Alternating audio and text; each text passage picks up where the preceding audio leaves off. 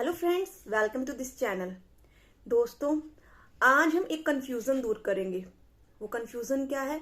जब भी हम संस्कृत में गिनती लिखते हैं 1 2 3 4 जैसे, तो हमें इतनी कंफ्यूजन होती है कि हम क्या लगाएं, एकह लगाए या एका लगाए, एकम लगाएं या द्वे लगाएं, त्रय लगाएं, तिस्त्र लगाएं, त्रीणी लगाएं, चतवारा लगाएं, या हम क्या यूज करें, हमें बहुत कंफ्यूजन रहती है।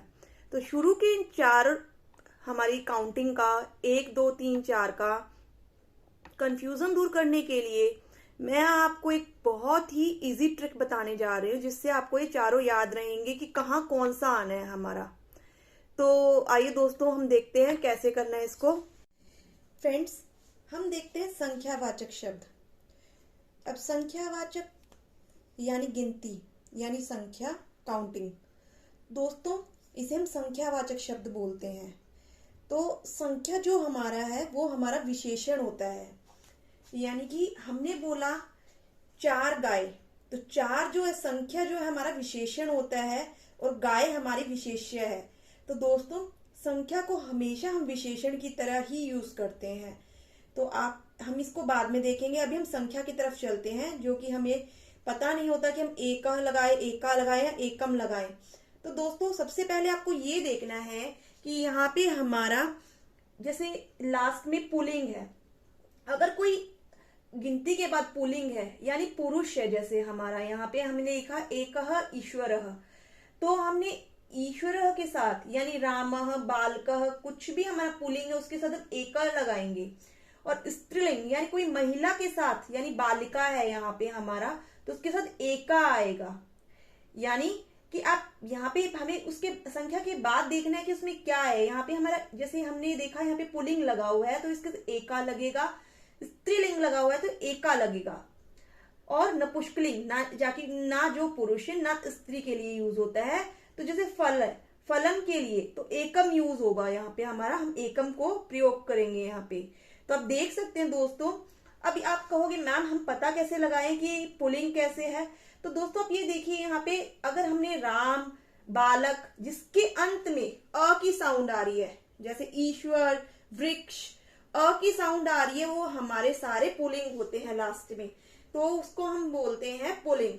उसके साथ एका लगेगा, जैसे लता, बालिका, रमा, ये हमारे स्त्रीलिंग है। कोकिला, तो इसके साथ एका लगेगा। और नपुंसकलिंग यानी जिसमें फलम, हम कुछ भी यूज कर सकते हैं जो हमारा नपुंसकलिंग है। तो दोस्तों, हमारे इसमें हम इसको देखकर ही हम संख्या का प्रयोग करेंगे।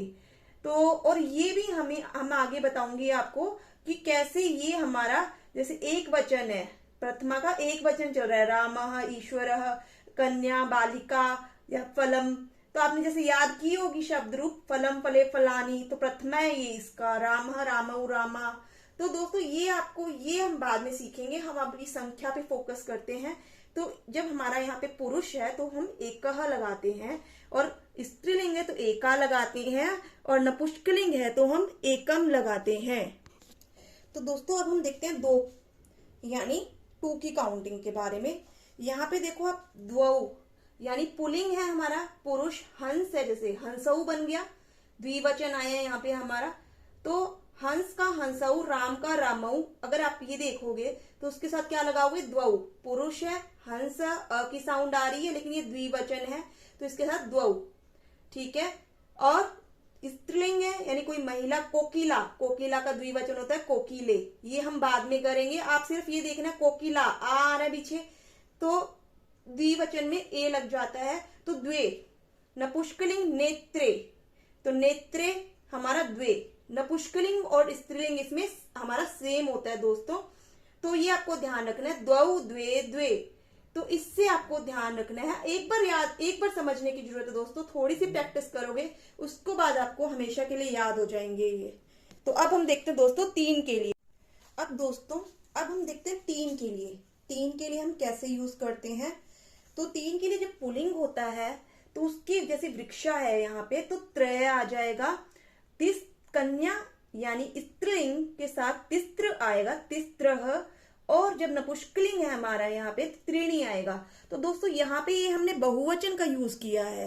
तो जैसे जैसे हम यहाँ पे बहुवचन लेंगे, दो या दो से ज्यादा चीजों के लिए हम बहुवचन को यूज करते हैं। जैसे रामः रामहु रामा, वृक्षः वृक्षौ वृक्षा, तो वृक्षा के साथ यहाँ पे त्रयः आ गया है हमारा।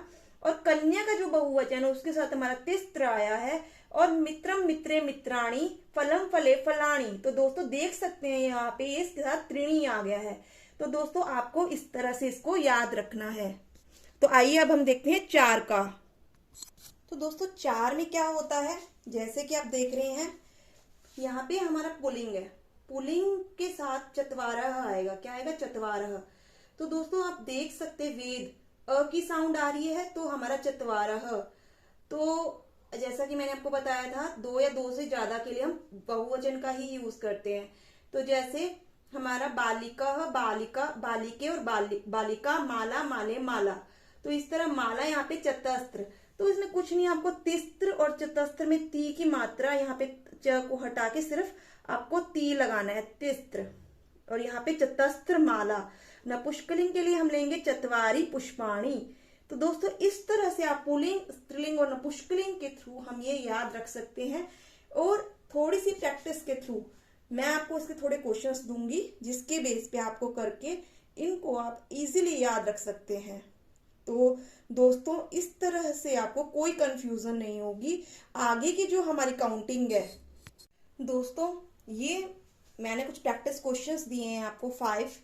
तो आपको दो ऑप्शन में से एक ऑप्शन चूज करना है, लेकिन आपको ध्यान से पता करना है। जैसे राम में अ की साउंड आ रही है, मयूर में किसकी साउंड आ रही है, कमला में किसकी आ रही है, या फिर आपको ध्यान से देख के आपको इनको फिल करना है। और आपको मुझे कमेंट बॉक्स में बताना है कि आपने कितने किए, 5 में से 4, 5/5।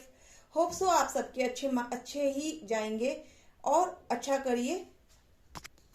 तो आगे की जो हमारी काउंटिंग है, जैसे कि हमारा आगे आएगा पंच, षट, सप्त, अष्ट, नव, दश, एकादश, द्वादश। तो ये हमारे एक जैसे ही चलेंगे, इसमें कोई कंफ्यूजन की जरूरत नहीं है। इसमें पुल्लिंग, स्त्रीलिंग, नपुंसकलिंग हमें कुछ भी नहीं देखना पड़ता है। इसमें सारा ही हमारा सेम रहेगा।